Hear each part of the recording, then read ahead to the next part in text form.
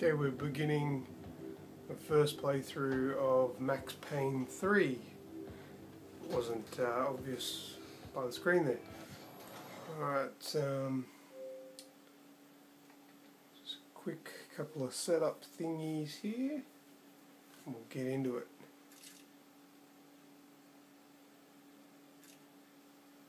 Just bump up the brightness a bit.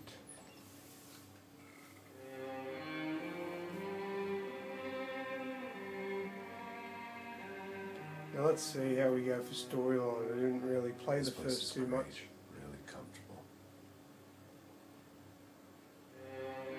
Is that the Sniper Elite V2 voice guy? I'm just going to get settled in. Time to move on. Get on with my life.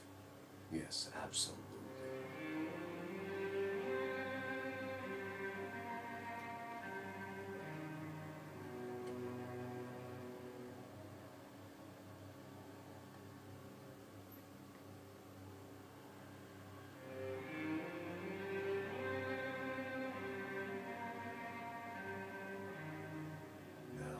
Like I said, it was a long time ago.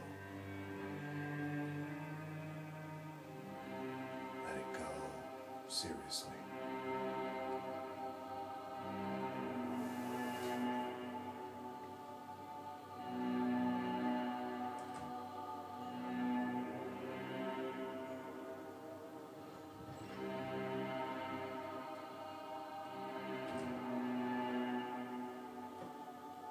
Definitely more my style than Panama, or Hoboken, I guess. No, if I'm honest, I just got kind of bored of boozing. I mean, once in a while, but not all the time. You're right, it wasn't doing me any favors. Maybe I'd lost my self-respect, but it's back. Excited, really. I really needed a new start. I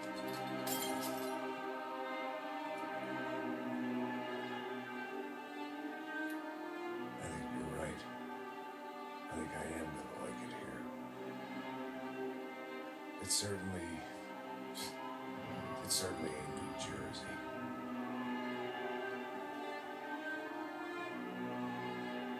It's my new life. Just like you said.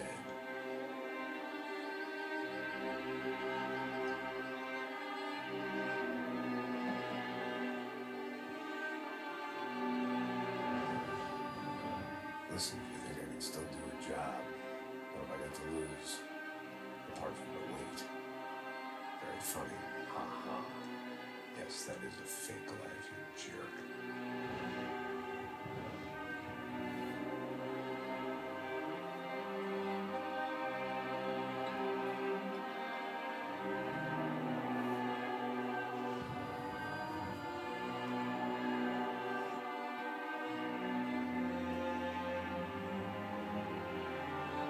So apparently, excuse me, so in the first Max Payne, his family is killed. I think it's his wife and his daughter, which I think that's who the gravestones were for.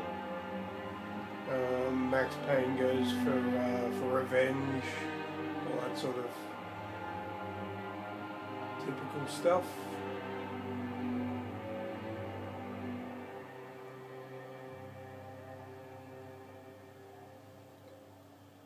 Never played the second one, so I don't know.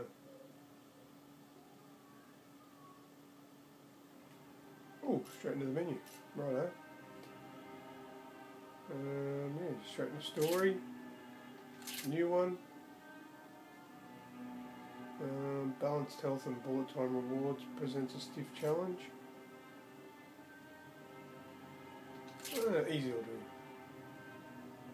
When aiming reticle, strongly guided to focus on enemies, lightly guided towards enemies.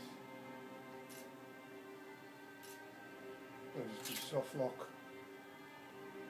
I don't think I want it inverted, maybe, I don't know. Have a look at that later.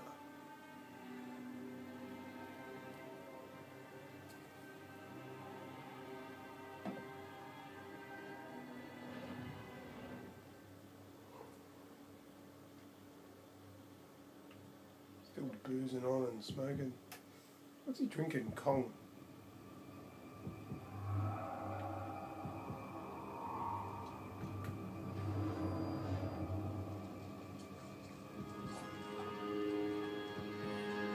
So I guess I've become what they wanted me to be. A killer. Some rent-a-clown with a gun who puts holes in other bad guys.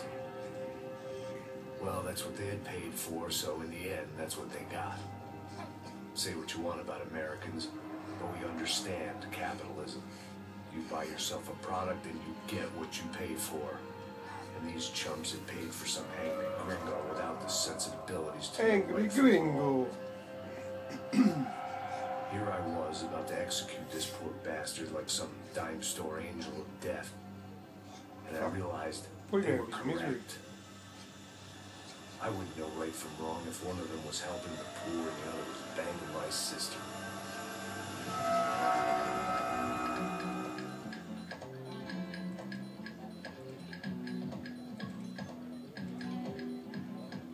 I'd arrived in Sao Paulo a few weeks before. I was working a protection detail for the kind of people who need protection in a town like this. And what kind of town was this? One where I didn't speak the language and they didn't water down their drinks. So for now, we seemed to get along just fine. Of course, that was about to change. Hey, brother. Hey. How's the cocktail? It's scotch. I never mix my drinks. Yeah, at least not on duty. Something like that. Man, that favela is big. Yep. Nothing like the view of extreme poverty to make a penthouse cocktail party really swing. I guess they call it trickle-down economics. That's funny. It's supposed to be a charity thing. Drink and give money. I don't know, something for the kids. Hey, listen, man. You better look lively.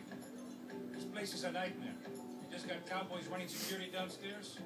Something rotten in the air.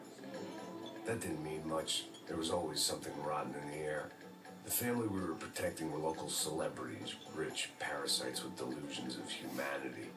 The kind of people who end up in glossy magazines or body bags, depending on how their luck runs. So where are they all? I see Rodrigo over there talking to that guy. Yeah, I don't know him. That guy next to him. He's some kind of cop. I think, I'm not sure. Serious, though. Big end cop, anti-gang sort of thing. I can't remember his name. So who's this guy? That guy's a plastic surgeon or some kind of surgeon. Tummy tucks and cock implants. Oh, look at Marcel. Still dances like a fool. Guess that's what a European education and a coke habit will do, Ricky Martin look alike. That's very funny, Max. Oh, excuse me.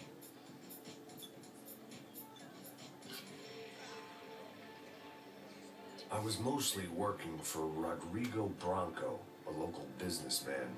Built things, did some charity, had things named after him, won awards, owned things, people.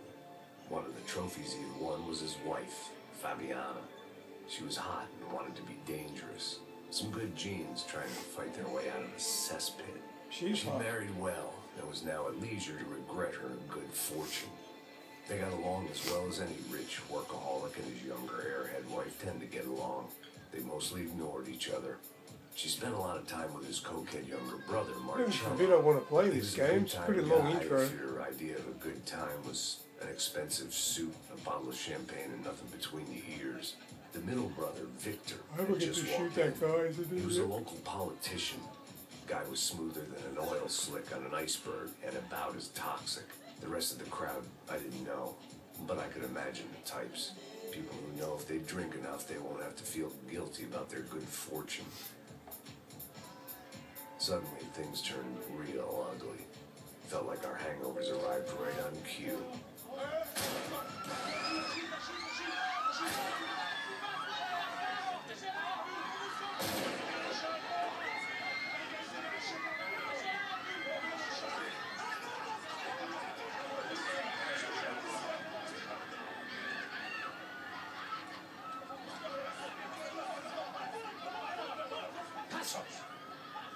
that? You know what the fuck that was? Let's go.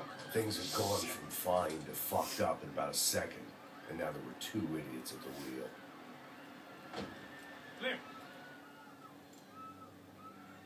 Let's see how the transition Got this from board? Sure. cutscene to gameplay It goes. wasn't my own safety I was concerned about, trophy wife or not. I'd said I would protect the girl. I hoped I hadn't lost my edge, along with Ooh. everything else. Looks like it's a pretty good transition. New video.